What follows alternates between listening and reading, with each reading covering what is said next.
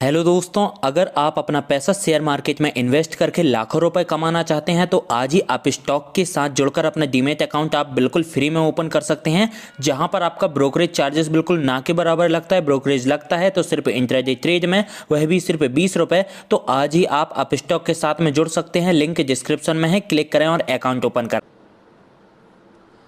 नमस्कार, मार्केट पंचनामे में आप सभी का स्वागत है। मैं हूं सुमित और मंगलवार का दिन, जबकि भारतीय बाजारों में एक सीमित दायरे के अंदर ही कामकाज होता हुआ दिखाई पड़ा।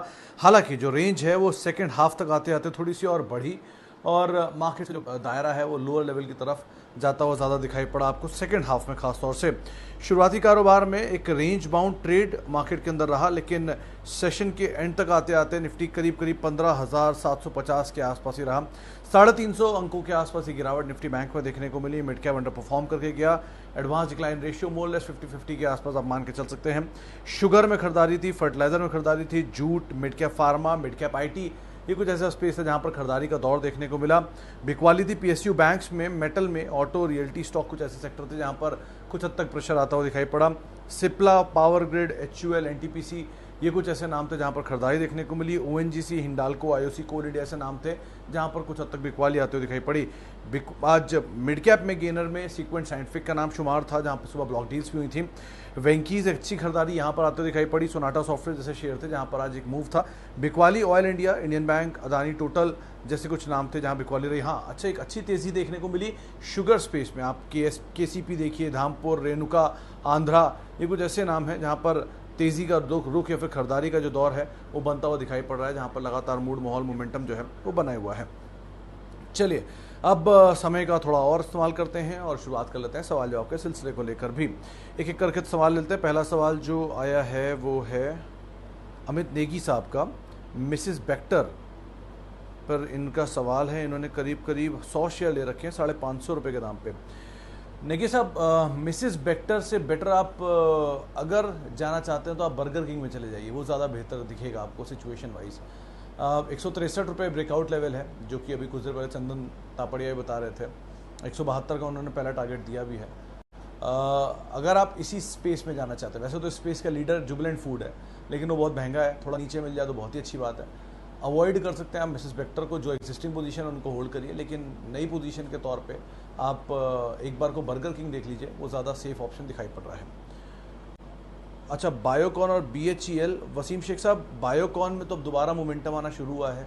कल तेज़ी थी। कल जो हमारे साथ हिमांशु जानकार जो जुड़े थे शाम 5 बजे के शो में, उन्होंने कहा भी था कि बायोकॉन पे आप बने रह सकते हैं, थोड़ा मूड बेटर हो रहा है वहाँ पर। बीएचईएल केस में हाँ, नंबर्स के बाद अंडर परफॉर्मेंस थी, लेकिन थोड़ी सी बेटर सिचुएशन गोइंग फॉरवर्ड हो सकती है, तो आप एटलीस्ट दोनों में फिलहाल तो बने रहें, लेकिन मीडियम टर्म के लिए बीएचईएल को रखें, बायोकॉन को आप लॉन्ग टर्म के लिए भी होल्ड कर सकते हैं। एफएल इंडिया शॉर्ट टर्म के लिए, विशाल जी, ये एफएल इंडिया ऐसा शेयर में वॉल्यूम एक तो होता नहीं, दूसरा ये इलिक्विड स्टॉक है, ट्रेडिंग के नहीं है, होल्ड करने के लिए या फिर लॉन्ग टर्म के हिसाब से अगर आप सोचें तो एक बार को आप देख सकते हैं, लेकिन शॉर्ट टर्म के लिए आप गलत शेयर में एंटर कर गए।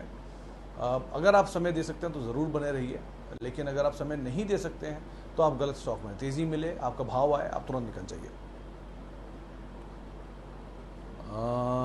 साजिद काजी साहब, आपके पास डी मार्ट के 225 स्टॉक हैं 640 रुपये में, आपने बाय किया था। अगर आप सवाल पूछ रहे हैं तो अभी भी आप होल्ड करिए, अगर आप बता रहे हैं तो बहुत ही अच्छी बात है, मुबारक हो आपको इतनी बढ़िया पोजीशन होल्ड करने के लिए। अच्छा, सीके सिन्हा साहब का सवाल है कि स्पाइस जेट हो उनके पास है, 2 से 3 सालों के लिए होल्ड करना चाहते हैं। सर, स्पाइस जेट में 2-3 इश्यूज़ हैं। पहला, क्रूड जो करीब $76 पर बैरल आ गया है, ये तमाम एशियन एयरलाइंस या तमाम एयरलाइंस के लिए 48 से 49% के आसपास का कॉस्ट कंपोज करता है। तो जैसे जैसे क्रूड बढ़ता जाएगा इनकी कॉस्ट बढ़ती जाएगी। एक तरफ कॉस्ट बढ़ रही है, फंड रेज करके ये लोग अपने ऑपरेशनल खर्चे निकाल रहे हैं, तो उसकी इंटरेस्ट कॉस्ट बढ़ रही है। रेवेन्यू उतना आ नहीं रहा, ऑब्वियसली बात है, लोग फ्लाइट में ट्रेवल नहीं कर रहे हैं, डोमेस्टिक और इंटरनेशनल दोनों फ्रंट पर। ये कार्गो चलाते हैं तो इसलिए फिर भी थोड़ा कंपनसेटरी इनके रेवेन्यूज़ रहेंगे, लेकिन फिर भी उतना नहीं आ रहा जो आना चाहिए था। प्लस एयरपोर्ट के लैंडिंग चार्जेस, पार्किंग चार्जेस जो रहते हैं वो कंटिन्यूसली रहते ही हैं, जैसे जैसे प्लेन पार्क होते हैं वैसे वैसे। तो एक और बड़ा कंसर्न इनके लिए कि इनकी ऑपरेटिंग लागत ज़्यादा है और ये रेवेन्यू इतना है नहीं, तो ये थोड़ा टर्म पे प्रेशर रहेगा। आपका नज़रिया 2 से 3 साल है, आप वैसे तो बने रह सकते हैं, लेकिन बहुत ही क्रूशियली आपको इसके नंबर्स को देखते रहना होगा, कि पर क्वार्टर बाय क्वार्टर परफॉर्मेंस कैसी रहती है। अगर वो ऐसे साइन दे रहे हैं जिन साइंस में आपको लगता है कि हाँ होल्ड करने लायक स्थिति है तो आप करिएगा, वरना आप मत करिएगा, स्थिति बिगड़ सकती है। अदानी ग्रीन, शबीर साहब ये मतलब आप खुद ही समझ लीजिए, बियॉन्ड फंडामेंटल चलने वाले स्टॉक की आप बात कर रहे हैं जो अपने आंकड़ों से, अपने नंबर से कहीं ज़्यादा तेज़ चल रहा है, तो कुछ भी कहना मुश्किल इसके बारे में। बेटर यही कि आप तेज़ी मिले आप निकल जाएं। बहुत अच्छे अच्छे शेयर बाजार में बहुत अच्छे दाम पर अवेलेबल हैं, आप उन पर एंटर कर लीजिए।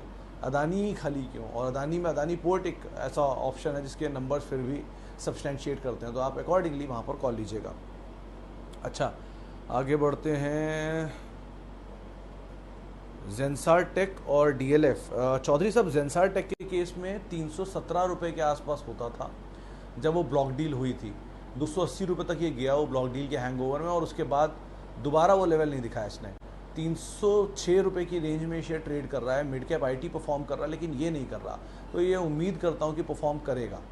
ये ओवर हैंग है ब्लॉक डील का, तो वो हट जाएगा तो शेयर चलेगा, तो आप इसलिए थोड़ा बने रह सकते हैं। दूसरा जो शेयर आपने पूछा, नाम मिस हो गया मेरे से, माफ़ी कीजिएगा उसके लिए मैं। अच्छा, डीएलएफ के केस में सर हाँ ये ज़रूर है कि फंडामेंटल वाइज मतलब ये रियल स्टेट की स्टोरी पे चल रहा है, ट्रिगर पे चल रहा है, कमर्शियल स्पेस बढ़ जाएगा, मॉल दोबारा खोलेंगे तो चल सकता है। लेकिन जेंसार एक ज़्यादा प्रोमिनेंट स्टोरी, आप उसको पहले तवज्जो दे सकते हैं।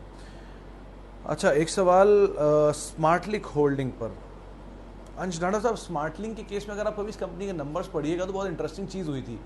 ये प्रमोटर नीचे के लेवल पर शेयर बाय करते थे और ऊपर के लेवल पर बायबैक में टेंडर कर देते थे। ऐसी स्टोरी मैंने कई साल, मतलब जब पिछले 3 बायबैक आए थे तब देखा था इनके नंबर्स में। उसके बाद मैंने उसको ट्रैक करना बंद कर दिया। वैसे तो ये कंपनी ठीक ठाक है, जिस कारोबार में वो भी ठीक है, लेकिन इसमें यही स्टोरी बनती थी कि नीचे प्रमोटर बाय करते थे और ऊपर बायबैक आता था, उसमें वो टेंडर कर देते थे। खैर, हैविंग सेड दैट, आप अगर इसी स्पेस में आया था, डीलिंग ज़्यादा प्रोमिनेंट है। स्मार्टलिंक भी डेट फ्री कंपनी है, बस ये कंसर्न है कि अगर ऐसी स्टोरी हो रही है और बार बार प्रमोटर ऐसा कर रहे हैं तो आप उसे अवॉइड करिएगा। लेकिन मीडियम टर्म मोमेंटम के लिए आप प्ले कर सकते हैं। अभी तो बहुत चला है ये बीच में, इसकी स्टोरीज़ के बीच में जो पीएलआई की स्कीम्स आ रही हैं, थोड़ा ईज आउट होगा तभी आप इसमें कॉल लीजिएगा। बाजार वॉयेंट है, मिड कैप स्मॉल कैप में थोड़ा प्रॉफिट टेकिंग आ रहा है, तो ध्यान से संभल के नीचे मिल जाए तो आप कॉल ले सकते हैं। अच्छा, HDFC लाइफ, मिश्रा साहब, HDFC लाइफ अगर आप होल्ड करना चाहते हैं आप ज़रूर होल्ड करिए, कोई दिक्कत नहीं है कंपनी के साथ। आज भी ब्लॉक डील हुई, स्टैंडर्ड लाइफ ने अपना स्टेक बेचा। आप खुद ही अंदाज़ा लगाइए कि आज करीब करीब 7,700 करोड़ रुपए के शेयर बिके हैं HDFC लाइफ में, और इतनी बड़ी इक्विटी को ये शेयर संभाल गया सिर्फ 2% के फॉल या 1.5% के फॉल में। कल का 4 भी मिला ले तो चलिए 6% के फॉल में। 7,000 करोड़ की इक्विटी अगर किसी ने बेची है तो 7,000 करोड़ की इक्विटी किसी ने खरीदी भी होगी। वो फंड कौन से हैं, क्यों ले रहे हैं, क्या रीज़न है यहाँ एंटर करने का, कुछ तो वजह होगी उनकी भी। तो आप ये समझिए कि 725 रुपये के आसपास अगर ब्लॉक हुआ है तो स्टैंडर्ड लाइफ अभी और स्टेक बेचेगा, कहीं तो जाकर स्टैंडर्ड लाइफ का स्टेक खत्म होगा। तो ये ओवरहैंग खाली उसी वजह से है, कारोबार में दिक्कत नहीं है, इक्विटी छूट रही है, ठीक है, वो इक्विटी हाथ बदल रही है एक से दूसरे के पास, कोई फंड ले रहा है उसको, तो आप बने रहिए, कोई दिक्कत नहीं है। अगर आप SBI लाइफ में जाना चाहते हैं तो आप नई पोजीशन वहाँ ले लीजिए, इसमें से स्विच मत करिए। स्विच करना एक सबसे ज़्यादा रिस्की ट्रेड होता है। 2 बाज़ार के कॉल्स होते हैं, हमेशा ध्यान रखिएगा। ऊपर बेच के नीचे लेंगे, ये चीज़ कभी नहीं हो सकती, और यहाँ से स्विच करके वहाँ चलते हैं, वहाँ पैसा बन जाएगा, ये चीज़ भी कभी नहीं हो सकती। अच्छे कन्विक्शन के स्टॉक के साथ रहिए, निवेश करिए, बने रहिए, कोई दिक्कत नहीं होती वहाँ पर। आगे बढ़ते हैं। Yes bank 18,000 quantity. शर्मा साहब, डिपेंड करता है, आप पहली चीज़ तो इसमें से निकल सकते हैं कि नहीं, क्योंकि इसमें लॉक इन था, वो लॉक इन ख़त्म हो गया, आपके पास लॉक इन वाले शेयर हैं, कैसी स्थिति है उस पर डिपेंड करता है। दूसरा, नंबर तो कोई कन्विक्शन है नहीं सो फार, नंबर्स अच्छे आए भी नहीं। जो बाजार में खबरें चल रही हैं SBI के साथ विलय होगा, ऐसा भी कुछ नहीं हो रहा है, खबरें ही हैं सिर्फ ये। तो मोमेंटम बेस्ड आपको 2, 4, 5, 10 रुपये मिल जाएँ, क्योंकि आजकल तो सभी कुछ चल रहा है। जेट एयरवेज चल रहा है, रिलायंस के ADAG के सारे शेयर चल रहे हैं, सुजलॉन चल रहा है, वोडाफोन चल रहा है। तो जब वो सब चल सकता है तो ये भी चल ही जाएगा, तो आपको मोमेंटम मिल जाए, आप निकल जाइए, बेस्ट है। लेकिन ध्यान से, इतनी बड़ी पोजीशन है, इसलिए पैसे को कैपिटल लॉस एटलीस्ट ना होने दीजिए, उसका आप ध्यान रखिएगा। IRFC प्रमोद जी, IRFC के आज नंबर आए थे, नंबर तो अच्छे थे, शायद ₹1 पर शेयर का डिविडेंड भी दिया है इन्होंने, अगर मैं गलत नहीं हूँ तो। 26 रुपये इसका क्रूशियल भाव है, जो मैं पहले भी कह चुका हूँ कई बारी।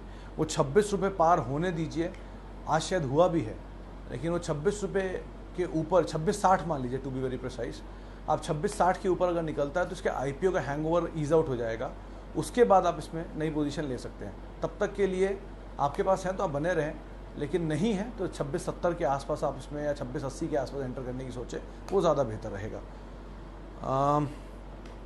Stirling and Wilson long term, Agrawal साहब सोलर पावर स्पेस में ये कंपनी है, डेट था, ईज आउट किया है इन्होंने लास्ट क्वार्टर में। मीडियम टर्म के लिए तो आप ज़रूर होल्ड कर सकते हैं, लेकिन लॉन्ग टर्म के लिए मतलब आप खुद ही इनकी बाकी कंपनीज की स्थितियाँ देखिए। जो ये एग्जिस्टिंग प्रमोटर है, इनकी 2 कंपनी ऑल लिस्टेड है, मेरे ख्याल से गोकक टेक्सटाइल है और एक और है वाटर प्यूरीफायर के नाम से वो कंपनी है, उसका वो 2 कंपनियाँ लिस्टेड हैं।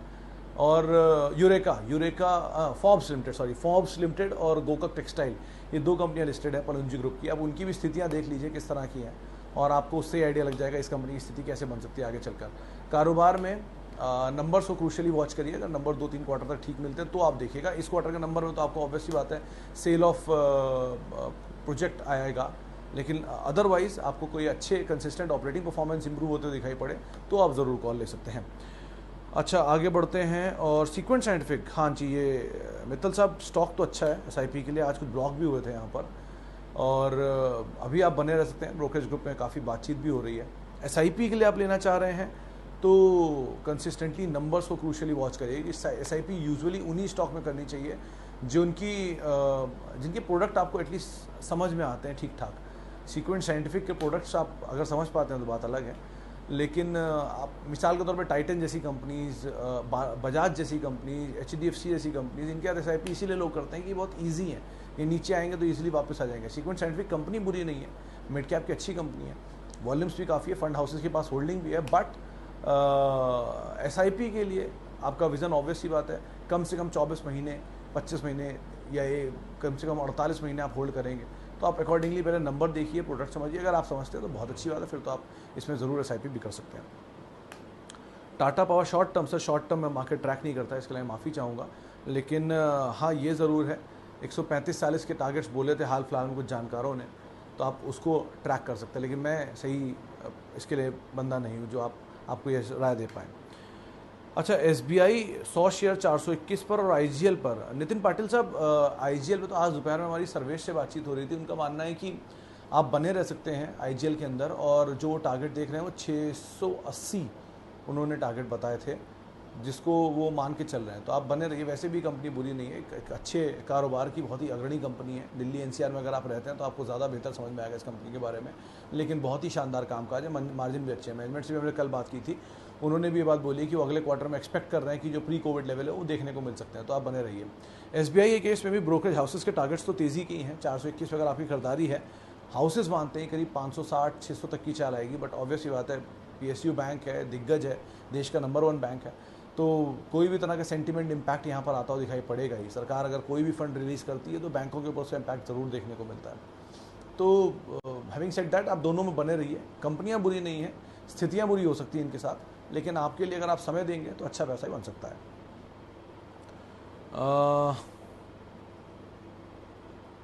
बहुत सारे सवाल आ रहे हैं। भारती 550, 5000 शेयर 6 महीने के लिए। ब्रिजेंद्र साहब, कंपनी अच्छी है, शेयर थोड़ा ढीला है, चलता कम है, आपके पास क्वांटिटी बड़ी है।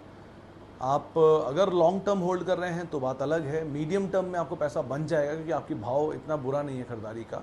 620-30 के आसपास इसका मीडियम टर्म एग्जिट का पॉइंट है, और लॉन्ग टर्म तो ऑब्वियसली बात है, सिचुएशंस पे डिपेंड करता है कैसे कंपनी के नंबर्स आते हैं और उसके अकॉर्डिंग कैसे कॉल होते हैं, और ये शेयर कब चलेगा इसके बारे में कुछ भी कहना मुश्किल है। हाउस व्यूज़ पॉजिटिव है, 740-700 रुपये के आसपास टारगेट्स वो देख रहे हैं। चलिए आखिरी में एक सवाल और ले लेता हूँ डी लिंक पर। अभी हम बात कर रहे थे स्मार्ट लिंक की। शर्मा साहब, डी लिंक के केस में शर्मा साहब देखिए, जो कारोबार इंटरनेट एंड ऑल के आप अगर बात करते हैं तो उसमें अग्रणी कंपनी है ये, लिस्टेड स्पेस में। आपके घर में राउटर्स लगे भी होंगे, ना केवल राउटर्स, केबल्स, बेसिक हार्डवेयर जो है वो कंपनी प्रोवाइड कराती है और अच्छा नाम भी है। बट मल्टी बैगर के तौर पे आप अगर देख रहे हैं इसे, तो आप मीडियम टर्म के लिए तो आप एटलीस्ट इसे होल्ड कर सकते हैं। मल्टी बैगर की सीधी सीधी पॉसिबिलिटीज़ होती हैं कि आप उनके नंबर्स देखते रहिए। अगर नंबर्स में इंप्रूवमेंट क्वार्टर बाय क्वार्टर हो रहा है तो ऑब्वियसली बात है वहाँ पोटेंशियल है। बहुत ऐसे एग्जाम्पल हैं, मिसाल तौर पे सीजी पावर को देख लीजिए आप, लॉस था डीप, कम लॉस हुआ, ऑपरेटिंग लॉस से प्रॉफिट में आई और अब मेन प्रॉफिट में आ गई, धीरे धीरे नंबर इंप्रूव हो रहे हैं। तो इस तरह की सिचुएशन आपको समझ में आने लग जाएगी कि यहाँ पर टर्न अराउंड हो रहा है। डीलिंग के केस में आप मीडियम टर्म बने रहिए, कोई दिक्कत नहीं, मोमेंटम बेस्ड स्टॉक है। बट अगर आप लॉन्ग टर्म बना रहना चाहते हैं तो आप नंबर्स को क्लोजली वॉच करिएगा।